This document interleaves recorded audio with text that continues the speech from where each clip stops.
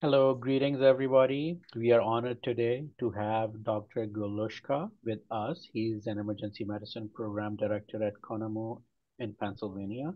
Uh, he is his name is very famous in the Medit circle, but most of the people know him by Gamer EM Doc. So without further ado, I would request Dr. Galushka to please say a few words to introduce himself, and again would like to thank him for joining. All right. As I stated, I'm Michael Galuska. I'm the program director at Conemaugh Memorial Medical Center in Johnstown, Pennsylvania, the EM program. I've been a program director for 3 or 4 years now and I was an APD about 8 years or so before that. So I've been doing program leadership for a while. Um, I was a student clerkship director for a long time as well as with my APD duties, and I still handle most of that stuff even as a PD, and have been giving medical students advice anonymously online for a long time about guiding people through the match, and that's kind of my probably niche expertise in emergency medicine is not so much the match advice because that stuff is out there widely, but more the outreach to students in social media format and variety of social media formats to try to get the advice, good quality advice out there to students and be accessible as much as possible. We really appreciate you that I know it's a working day, weekday, and you have been able to join us. So without further ado, what I'll do is, so some applicants, students, they sent me questions. So, and some I have an IMG myself have in my mind. So we'll start with that. So, Dr. I'm sorry, That's okay. Galoshka, because there's a Dr. Gruka I don't know. So on average, how many applications do you get and how many spots do you have? So we have 8 spots in our program. We get probably obviously the EM landscape has changed a little bit. We most years over the last 3 years where kind of applications have declined in emergency medicine, we get about 500 applications. Okay. That number was probably closer to about 800 4 or 5 years ago, back when EM was a little more on the competitive side. Okay. So still not anywhere close to, the number of applicants that, some fields like internal medicine get. When you look at like IMG applications, that's still a very small minority of the people that actually apply to emergency medicine right now, but it's obviously growing. Okay. All right. So do you have like a system where you have some people designated that will go through the applications, or Yeah. are there any Yeah. like automatic filters that they will pass through first? So my system is I look at them all. I don't designate it because I've been doing this now. When I was the APD, this was my main job. I was the clerkship director, but my main job was application review, deciding who Okay. we interview, and building our match list. It's something I've always been interested in candidate evaluation and trying to build as good and strong of a match list as we could get. And so in doing so, the first phase of that is getting the right people in the door for interview. People both from the standpoint of people you think are going to be qualified, but also people that are going to be interested enough to rank your program so you match your spots. And so the way I go through applications, I read every single one of them. I don't have any automatic filters that I Wow. filter people out by. Um, that being said, I do use filters, but it's more how I look at applicants against each other. People who have previous residency experience, for instance, a USMD or a USDO, maybe that are switching fields or that didn't match initially, and Hmm. or a graduate and they did a prelim year, whatever it is. Like I'll look at those applicants as a cohort against each other because a lot of them are switching fields. They don't have slows, so it's hard to compare those people against a traditional fourth year medical Hmm. student. Same goes with IMGs that are no longer medical students, that have career experience. I'm going to look at those applications as typically a cohort and kind of pick, X number of our list. So, because I try to have a fairly balanced interview list. Obviously, it gets all switched up because people take interviews, cancel interviews. But initially, if we have if we have 100 or so invites, I will send out 100 invites, and it'll be a fairly decent balance between like students that rotate, people that preference signal, a certain percentage of IMGs, a certain percentage of reapplicants. That way, we have a fairly diverse list, but also we have people that we think we're going to be potentially competitive for. Okay. Well, that's amazing that you actually do all of this yourself and Yeah. you actually look all at all. That's amazing.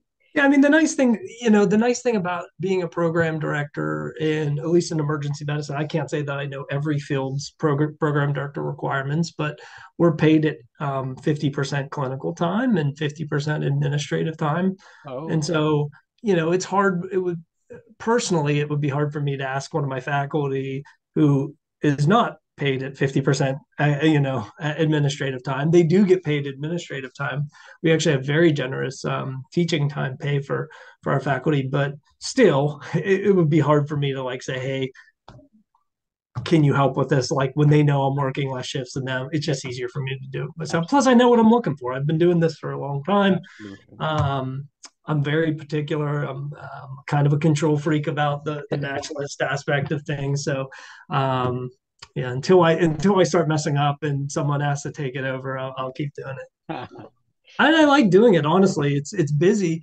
That first couple weeks of September is very time intensive. I spend a good bit of my free time um, between like the end of golf season, basically trying to look at applications every day and trying to get through 50 or so a day until I can get Wow. through them really Yeah, quick. we really appreciate it, and we hope that you stay at this position longer. Yeah, me too. I mean, I got to retire at some point, but I Yeah, feel like that's at least 10 to 15 years down yeah, the road. absolutely. So, now, what is the first thing?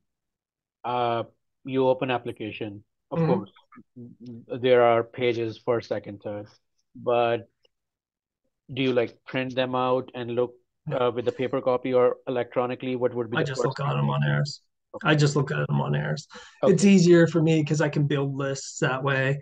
I Mhm. have check boxes. I'll put people into like so the first go through, whenever I go through them, I don't necessarily select immediately for interview. There are some I will. Like if it's a local person, I'm like, okay, this person's like from our hometown. Of course, we're going to interview them. Like they're probably our highest percentage of matching them. Mhm. So or they rotated or something that I know or preference signals, like those ones that are like the highest potential yield of like us being competitive for them. Mhm. I might extend interviews. Everyone else I filter into buckets. So like these are a potential interview, these are a potential wait list, these Ah, are just outright declined. These I just need to come back to because they don't have, any of their letters uploaded or they're missing, whatever pieces of mhm. their application. And then I'll circle back on that list, a month or so later. Mhm. So initially I sort into buckets and then I go through the bucket that is the potential interviews again to try to tease out like, okay, of these, maybe that ends up being 150 and I have 80 more slots. Okay, like how many of these can or who am I going to choose for the definite interviews? And then the next the other group becomes like the first priority wait list. Hmm. Of the people, when you send out the interviews, a good bit of people take them right away, but then probably 30 plus people will cancel them later. And so Hmm. yeah, by the end, a lot of the people that I initially, but we get in the door, or we ask and they don't want the interview later because they've already got enough and they weren't that interested in the first place. Okay. Okay. So now I'm going to ask most of the questions from IMG perspective. Now, for IMG applicants, do you look at like what would be the significance of CK score in your opinion? Well, I would say it's important. Um, Board scores have been devalued in emergency medicine for a long time because the slow and like rotation experience at a residency has largely become the driving force of who matches to EM programs for U.S. students, right? Hmm. Obviously, that's not going to be the case with most non-US IMGs because the securing a rotation to get a slow at a US institution is very difficult, if not near impossible. So you have to look at their applications completely differently if you're going to seriously consider matching visa applicants. And so um, I still put more value on clinical experience than I do on scores. It's just hard. It's just harder to kind of judge that experience depending on the letters that are submitted. Obviously, not every visa applicant has clinical experience after graduation, and um, so yeah. I mean, I would say that scores probably matter more than a U.S. student, just because you're lacking the other piece of the application that Hmm. takes a lot more Absolutely. priority, but it's still not like the be all and end all of who we Okay. choose to interview Okay. or rank or match. Okay. So IMGs who have also taken step three and Mhm. cleared it, uh, would it make a difference when you are reviewing an application that an IMG has also taken step three, passed it? Um, Not really. I mean, for me personally, and again, this is now going to be my personal opinion. I don't really find step three to be super valuable of comparing one applicant to another because most applicants don't have that step done, right? Most applicants are medical students and haven't Yeah. completed that. Okay. Obviously, there are people that are reapplicants, U.S. Hmm. reapplicants. There's obviously a lot of the visa applicants do sometimes have step three. In those cases, I think it's important if it's a big jump. If someone scored a 220 on step two, but then like scored a 250 on step three, that might I may raise my eyebrows at some that and say, okay, well that's a considerable improvement. Or if someone has had a board failure in the past, Okay. seeing like a sustained, yeah, I failed step one, but I did much better on step two, and now I took step three and did even better on that. Like seeing that sustained progress. So Okay. every application is different, right? You can never. I think the way many candidates feel is that everything is filtered and everything is like a Mm. checkbox. I have to Yeah. have X this. If I don't have this checkbox filled, I have no chance.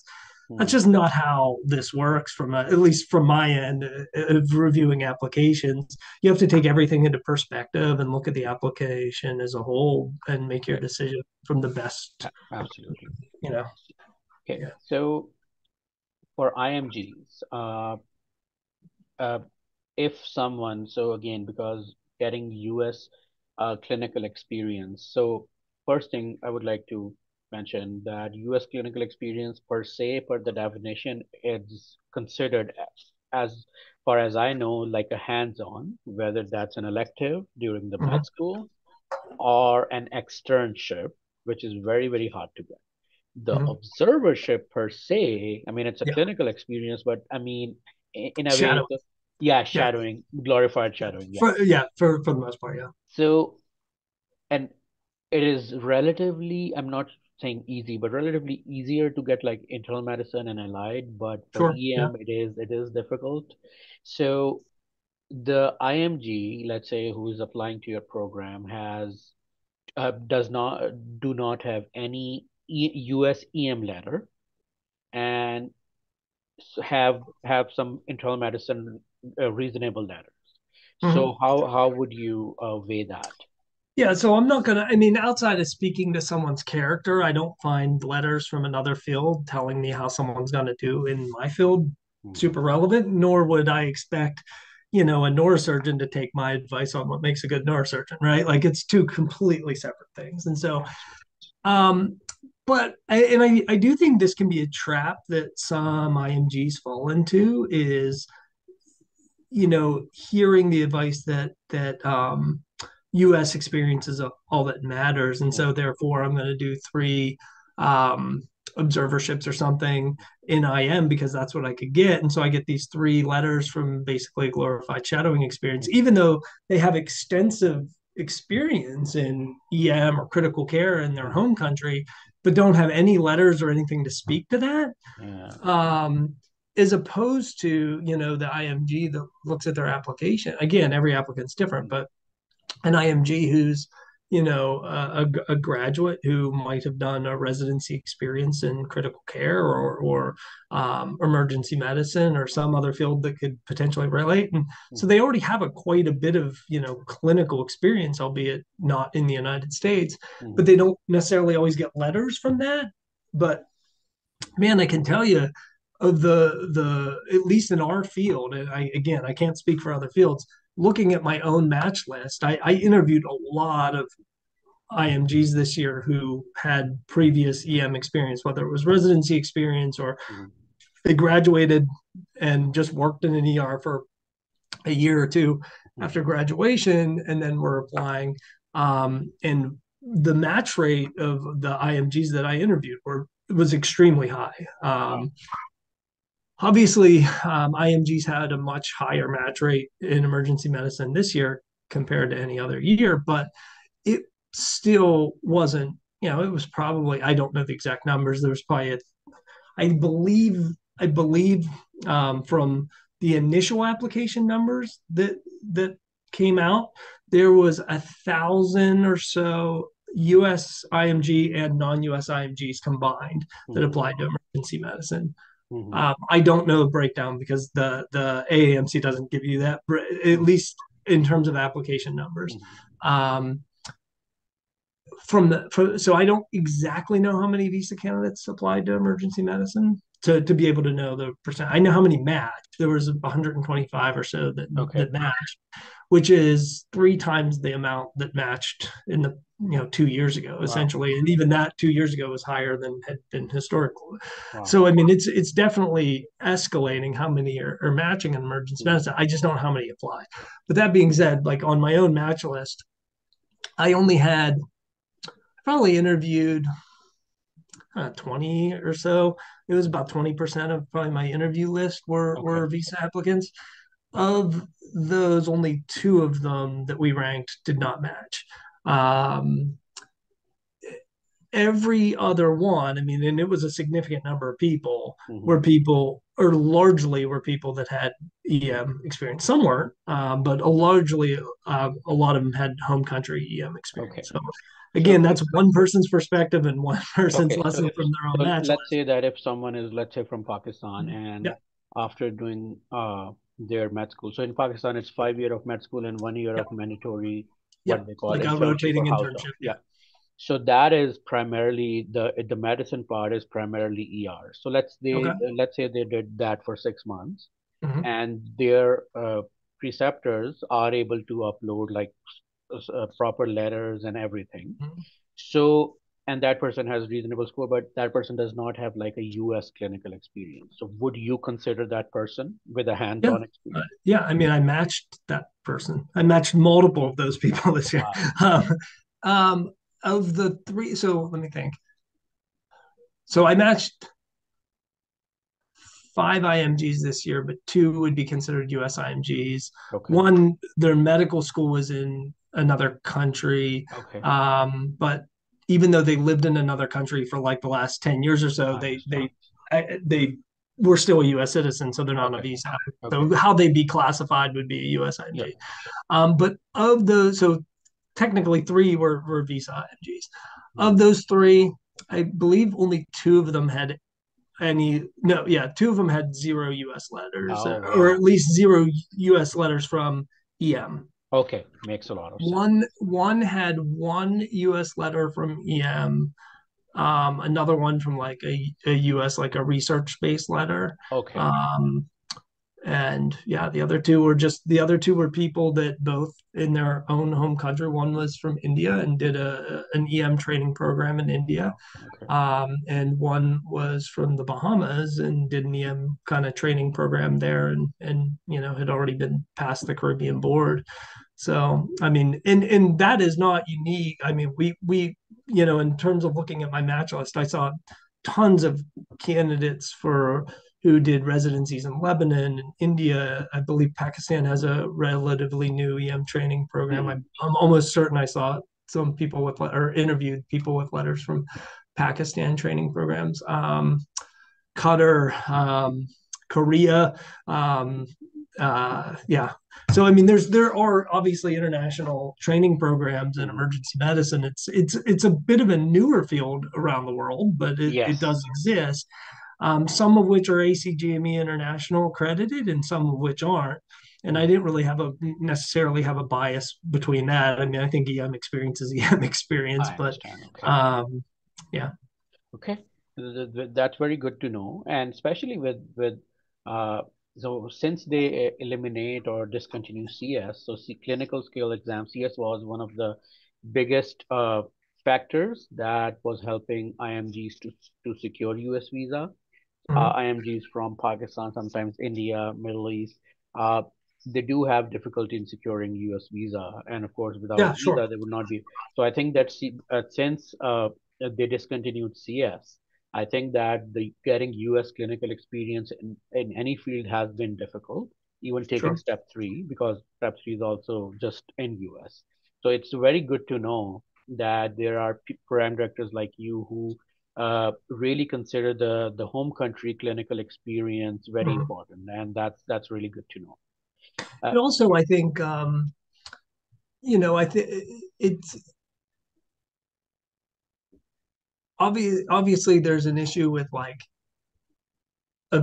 just getting visas for the U.S. rotation. But honestly, probably one of the bigger hurdles is probably insurance. Like you're no longer a student anymore; you're a physician. yeah, that's the Like thing. Yeah, I don't take random physicians who aren't residency experience rotating here who are U.S. citizens either. Like, how do you yeah, ensure that?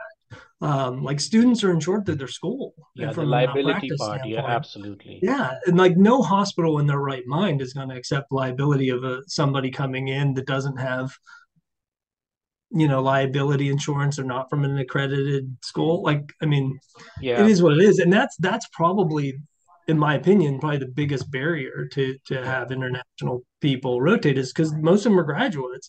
The yeah, the students that do get U.S. clinical experience who are at an international school but hmm, have affiliations, they can get rotations because they're out of school with affiliation agreements and yeah, have liability coverage. absolutely. Um, it's just a med mal thing. Okay. Uh, how important is a personal statement, in your opinion, in an application? It's not. I read it. I'll be honest. I barely read them whenever I go. Okay, I do read some of them when I'm initially looking at the application. okay.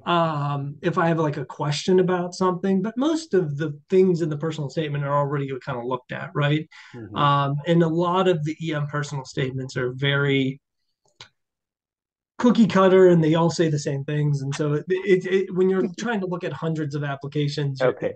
I'm looking for what like is going to give me the most bang for my buck, which is looking at like work experience, Hmm.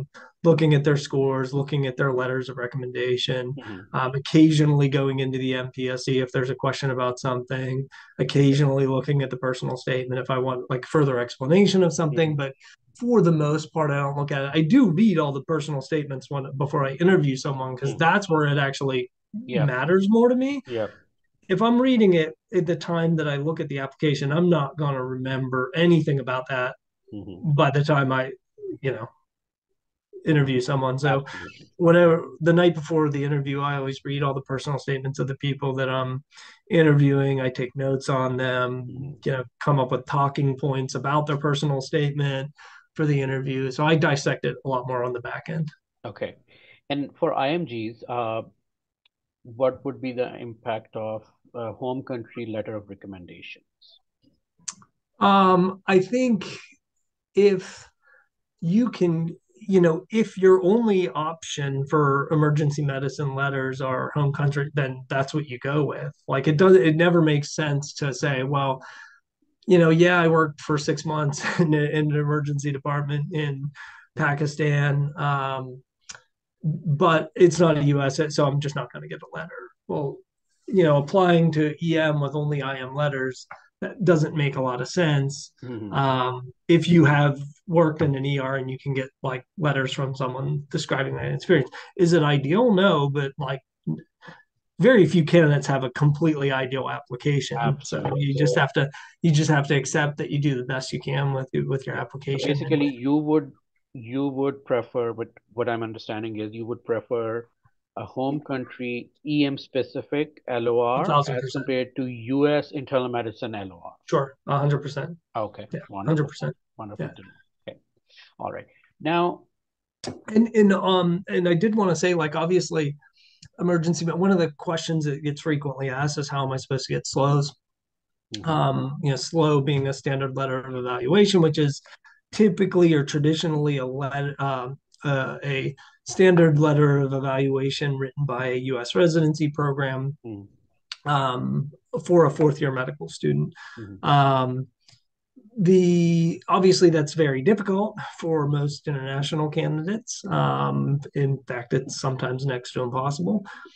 A lot of the international places that have training programs do write slows. okay, I mean, there's tons of slows I read from Qatar and Lebanon, and mhm, so that option does exist. I don't know how easy it is to get rotations there mhm, either, depending on what country you're from. But like, obviously, if that's your home country, I mean, if they take students and you mhm, rotate at one of those, that's certainly an option. They write slows. Um, but there are slows for non-residencies. Like there is a non-residency based slow. It's a PDF form that anyone can download okay, that you could get. I mean, it's better than again, like if option A is not available, mhm, you have to go to the next best thing, right? absolutely. And so Mhm, that's always an option if you have somebody, if all of your clinical experience in emergency medicine is in your home country and it's not, affiliated with a residency program, just get the non-residency based slow, find a oh, preceptor to fill it out. And okay, I promise that it's probably going to be more effective than just a general narrative letter. absolutely. That's very good to know. So the next question is, when someone what some people call red flags, I don't like the word, but some people would consider an attempt, especially for IMGs in step one, CK. So a straightforward question. Would you interview someone, an IMG, with an attempt? Meaning an attempt and a failure. Yeah.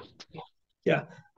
Yeah, it would depend on how they did on the reattempt. I Okay. usually don't, if someone hasn't passed their board yet, like if, for instance, if I see an applicant and they took step two and they failed it and they haven't taken it again Mhm. yet, um, I generally am probably not going to interview that person until I see how they did on Okay. step two. I mean, that's an incomplete application at that point. Absolutely. Um, so yeah, so like obviously they, failed step one.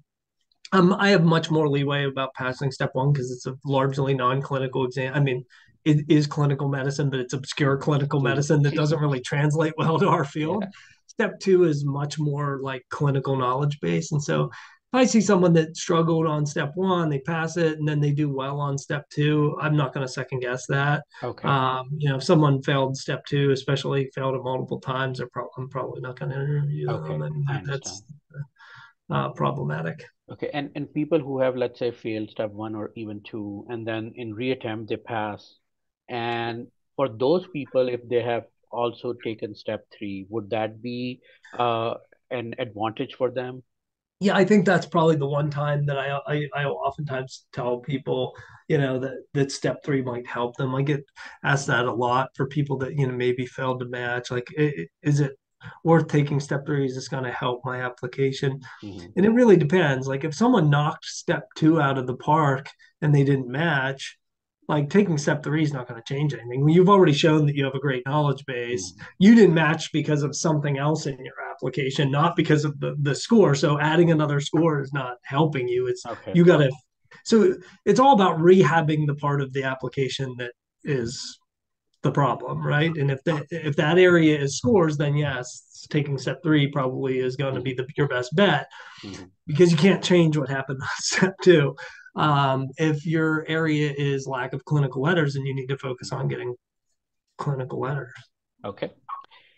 And do you consider the year of graduation, like any rough uh, cutoff in your mind that if someone is out of med school for more than, let's say, 2, 3 years, 5 years, uh, I I I want to entertain their application. Is there anything?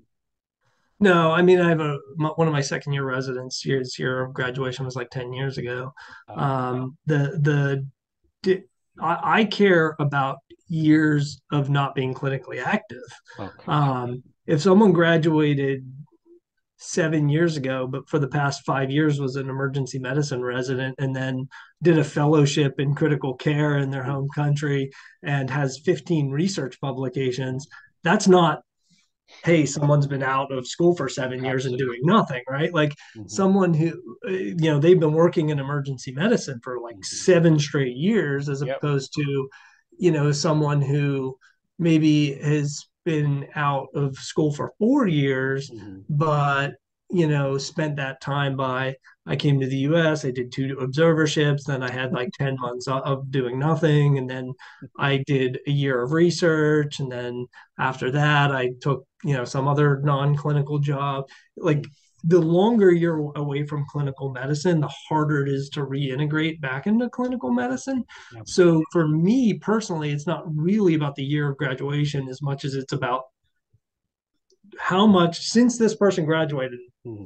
and I'll put it right on the application when I'm like scoring them or Hmm. making notes about them, Hmm. what year they graduated and what have they been doing for the last 5 years, 7 years, two Got years, whatever it is, to fill that time. So I know that they've like remained, clinically active during their time. it. And I Okay. realize it's not always possible. Obviously, you can't hold down a full-time job but also do observerships in the United States. Like there's Yeah. going to be some downtime. That's just the reality of this Yeah. non-U.S. graduates who are Hmm. trying to crack into the U.S. Hmm. medical system. Okay.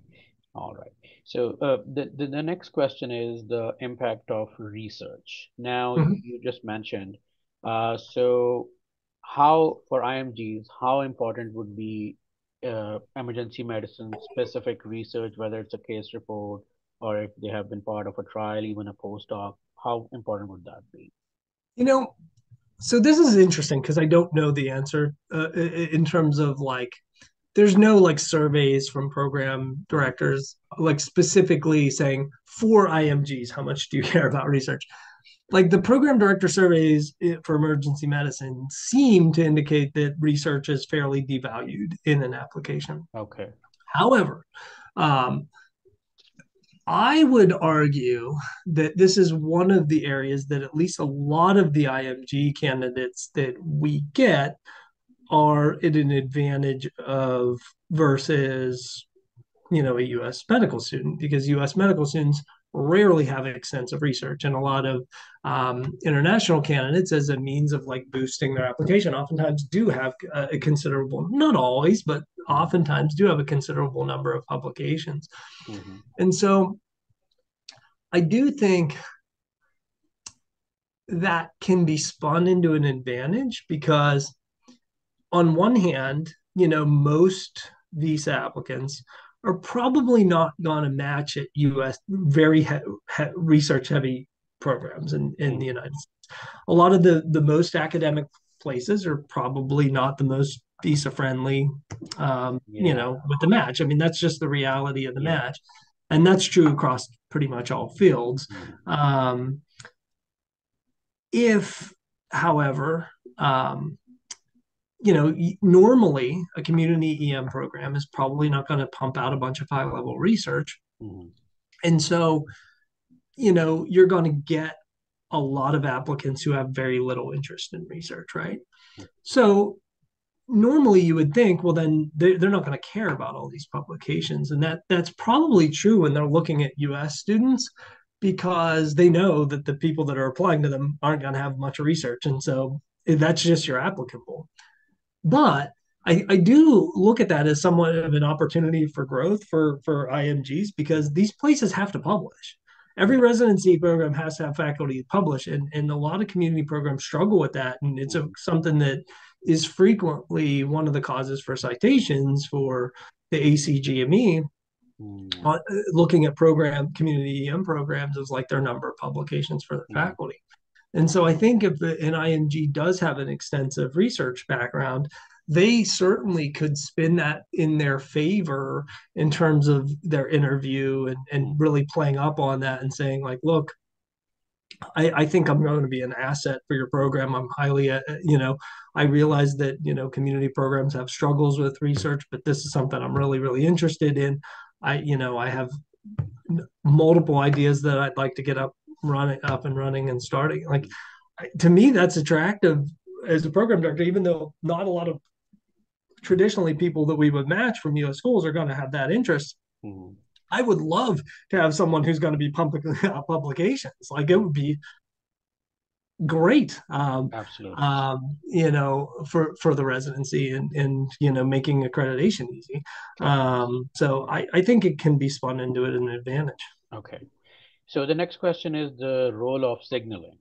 Now, of Mhm. course, it was a relatively new thing, but now more and more program directors, even applicants are getting a hang of it.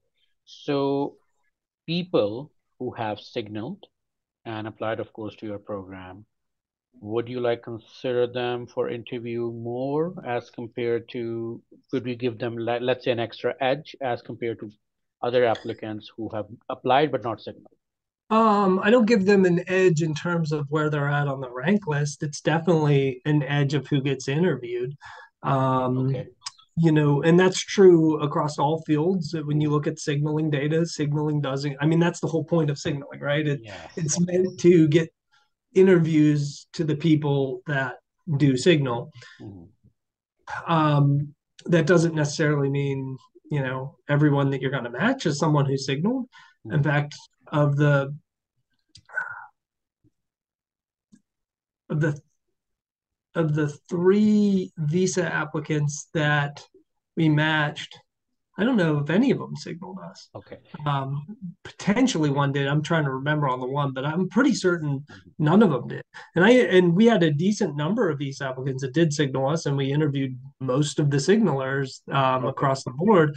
Mhm. So it is interesting how things change, right? Like some people are going to use their signals and be very realistic about it and say, like, hey, these people have matched IMGs before.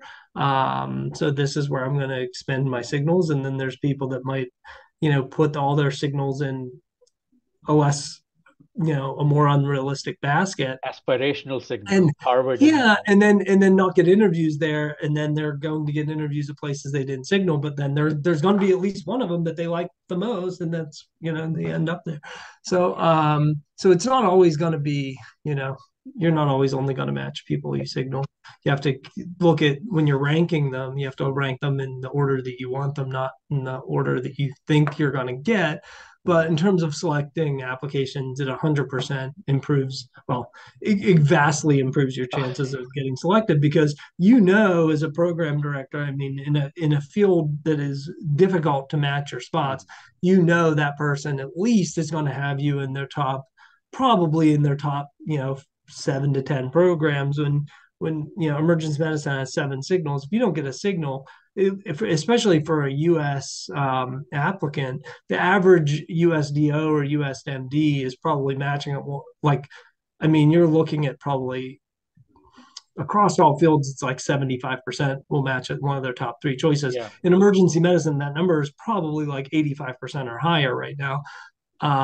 It's not published. I'm just extrapolating that on the number of unfilled spots and everything. So the reality is like if someone's not giving you a signal when they have seven signals, and you know that the vast majority of people are matching at one of their top three, you are wasting your time Absolutely. most of the time interviewing Okay. a U.S. applicant. Obviously, IMGs might not get interviews at all the places they signal, so Mhm.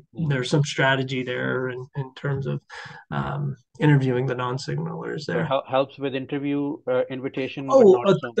yeah, Okay. it's not the be all and end all. You're not, if you don't get interviews from, all places you signal, it doesn't mean you're not going to get any other interviews. But Absolutely. I would like that signaling is your best strategic advantage Mhm. above any other thing now in application selection for interview. So you definitely don't want to throw your signals away as a visa applicant. You want Absolutely. to be very strategic and like know what programs accept visas, Mhm. look at their match lists, see where who matches people with visas, and really target, which is actually a decent chunk of programs right now, Mhm. and target seven of those that you think you have your best chance and are places you might want to end up. Okay. So the next question in reference to signal. So there has been a long debate about what they call like letter of interest, Mhm, like a small brief email some people would send to coordinators, program director prior to applying or once mhm. they apply, just showing that I'm interested in your program. Now, is that something that you value now with the addition of signal, or is that something not with the addition of signal you feel that it's not that relevant? Yeah, it doesn't change anything now. It used to be helpful. Uh, because people would send, I mean, some people would send a very generic one that is clear, like they're just sending this to 300 places. And it's Yeah. like, but then there's some that are like, you would get some from like, hey, I have family that live, in whatever Maryland that's only 30 minutes from your, Correct. your location. I would love to end like that's very meaningful of like, okay, I know to select that application because like geographically they're linked. Mm. Um, but in the era of signaling, it's kind of pointless now. Mm. In fact, I get these, and I rarely, I might respond. Sometimes I don't respond. Sometimes if I respond, it's like, thanks for your interest. I'll look at your application. I'm gonna look at every application anyway. Absolutely. But the bigger issue is like, if someone has a lot of interest, they're going to signal. If they don't have a lot of interest, they don't. And so it's like these emails don't tell me anything. I already know who the most interested cohort Mhm. is going into this. Okay. So if people, and I'm pretty sure that a lot of people reach out to you on Mhm, on Twitter, social mhm. media forums, Yeah, a few. how how do you take that? Well, I mean, that's what I'm probably known for. It's a weird thing to kind of uh, um, to have your niche interest in, and I when I go to when I go to like ASAP and I go to national conferences, like it's obviously I have an anonymous handle, right? But like I guess my face is out there enough that people know who I am, and so I'll Yeah. get stopped at bars. People like I'll be at the bar like waiting on a drink. I'm like, "Are you game or EM doc?" I'm like, Jesus. Like I can't go anywhere when I'm surrounded by EM interested people because like everyone knows who I am. So that's a little weird. I'm not and people that I work with hate I think sometimes hate that. They um but I don't know. I love it. I love answering questions for people. It's a hobby of mine, obviously. It's something I never charge for. I'll read people's personal statements. I'll give people match advice off the cuff. Wow. I try to empty my inbox every day of questions. Okay. Um, and it's just I don't know when, like whenever I started like answering people's stuff online many years ago on studentdoctor.net, um, at the time I thought it would be like a fun, for the like let's start a thread and I'll just answer Mhm. people's questions this Mhm. year. And then that somehow turned into a decade of my life, basically every day answering people's questions online. But Wow. I don't know. It's such a fun hobby. I honestly can't see that going away. Well, we hope that more and more people Yeah. make this the hobby. Yeah. Yeah. Okay. I agreed. So we'll be wrapping up. Impact of interview itself in the rank order. In especially some people, and the reason I'm asking, some people would say that like internal medicine, yeah, the interview may not matter that much, but let's say in psychiatry, it matters a lot. So in Yeah. EM, what would be your perspective? Yeah. So in EM, the interview and interpersonal interactions with the faculty during the interview, the residents during the interview, if there's like a pre-interview social, tend to be one of the highest rated things in PD surveys in terms of how Oh, people rank. okay. And so when you look at the EM PD survey, like Mhm. they'll be like, what do you value about an application in terms of selecting it for interview, and what do you value about in terms of like decision for rank list? And really, the only difference between the two categories Mhm. is the interview, because that you don't know that ahead of time for selecting. Mhm. But the interview ranks up there with slows in terms of PD opinion of where to rank people. So it's tied for the most important part of the Okay. application. Mhm. Um, you know, and mainly it's not something that like you're there's going to be people that stand out both good and bad in the interview. Mhm. Most people are going to be right down the middle, but there are going to be people that are just terrific interviews. There's Mhm. going to be people that are atrociously terrible. And the people that are atrociously terrible are going to really struggle to match, because if EM is a very public service oriented field. Yeah. Yeah. It's constant communication with your staff, from the nurses tech standpoint, your colleagues, Mhm. your consultants, obviously the patients themselves. There's a lot of difficult patients you have to de-escalate. And Absolutely. so people need to have good interpersonal skills Mhm. to do this job effectively. And so I think, obviously there's not a good way in the application um, to kind of sort that out. Mhm. But unfortunately or unfortunately, the interview is the best you have in terms of like talking to someone and seeing if they can hold a normal conversation with you. Mhm. Okay. Now, the second last question. So a lot of people would say that post-interview, once someone has interviewed at your program, people would like to send thank you emails or like handwritten cards. How much impact would that be? Would that I be? you know I don't like when I make my rank list, I make note of it. Like if someone emails us and tells us, "Hey, I'm ranking you number one" or whatever, Mhm. I always make note of that, but I don't change their spot on the list. Mhm. I also um, don't necessarily always believe it. I believe it if it's a local student and I know them. People that like I don't know all that well, that I only know from an interview day, that tell Mhm. me that. Um, I like to think they're not lying, but I can, this year probably had at least six people tell me that they're ranking me number one, that we went lower than, that we didn't match. And so, like, there's a lot of people that just tell people Yeah. that. And Okay. so, and I think I do understand where it comes from. I think a lot of, especially a lot of like disadvantaged candidates, a lot of international candidates who Mhm. view their application as being potentially disadvantaged, Mhm. whether or not they're great applicants and maybe highly ranked, like they at least have that perspective and that Mhm. fear that they're not going to match, and so they Yeah. will maybe reach out to a lot of their top programs and say that. Um, but it's really not necessary. I um, understand. and it's hard, and it's very possible the candidates weren't lying and that they were going to change their mind if I don't like reciprocate and tell them, oh, okay, now I'm going to rank you number one. It's terrible if they did that, because they had a very good chance of that. Those Okay. people may change their list and Mhm. not get where they want, but Okay. it is what it is. So I think that on Twitter, Dr. Brian Carmody mentioned that Mm-hmm. Yeah, yeah. that the people you rank, let's say you interview 100 people, you rank 100 people, Mhm. so you will find out whether those people matched or not. Is that true? Yeah, so right after the match happens, on okay, so the night before students find out, program directors can view their match list in the R3 system, which is the NRMP's dashboard. We can go in, run a report, and see our match list. We can't see anything else other than our match list at Okay. that time. Then at noon the next day, whenever the embargo's over and students have found out where they matched, Mm-hmm. you can go in and see a lot more data and reports. So one of the reports is you can view anyone you ranked.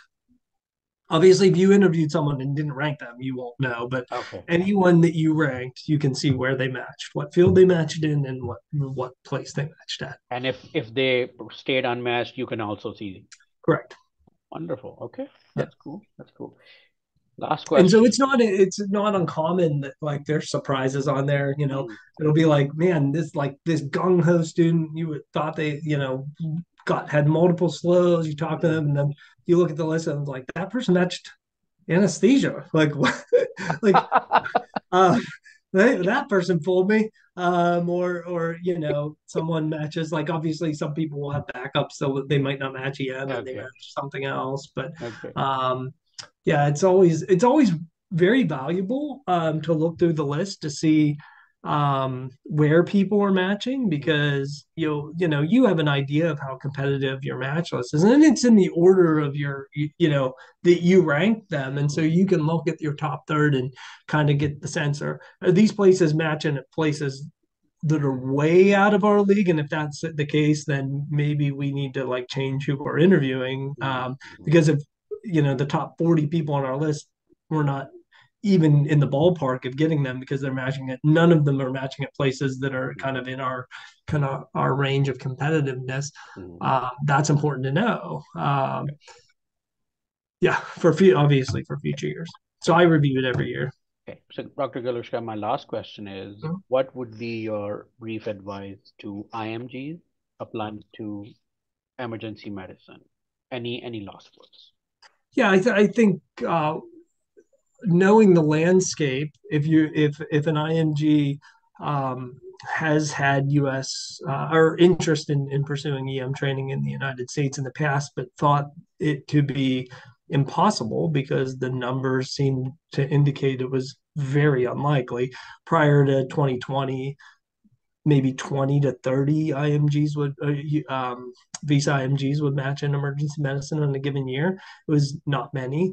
Um, that number is escalating quickly and probably is not going to go away.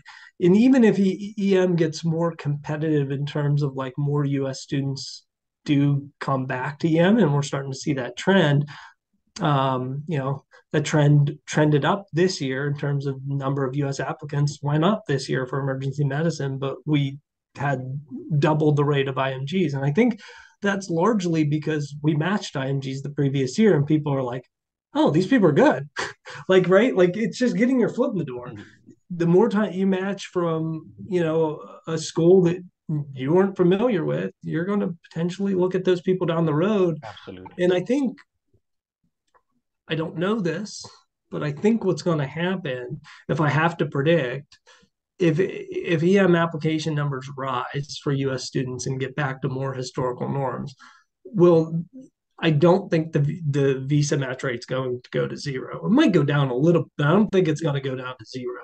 I think what we're going to see is um, places continue to take like higher end visa applicants that have had training because they matched them during this time when applications are down, Mhm. realize, man, these people make great residents. They come with a wealth of experience. Mhm. Why would I take maybe US MD or USDO with really low scores or past failures just Mhm. because they're from the US when I can take a visa applicant who has, you know, great scores, a great CV. And so I Absolutely. do think this is a positive moving forward, no matter what happens Mhm. with US applications down the road. I think uh, as more and more programs are sponsoring visas and taking visa applications, Mhm. we'll see at least a chunk of the EM applicant pool coming from international backgrounds. Wonderful. Can't prove it. We'll find out. Yeah. But that's my own. That's what I Okay. if I have to guess. Okay. And I've been right so far. I Yep. said in many Absolutely. Twitter spaces that I believed last year, and then this year was going to be a huge year for IMG Yep. matches, and it certainly was. Yep. Well, that's what we all hope. Well, thanks a lot. I Yeah, really it's been a appreciate it. pleasure. You spared time, and I think that this is such invaluable information coming direct, what we call from the horse's mouth. The people that actually make the decisions. So thanks a lot. Really Yeah. appreciate it. Have a good rest of your day. All right. Thank you.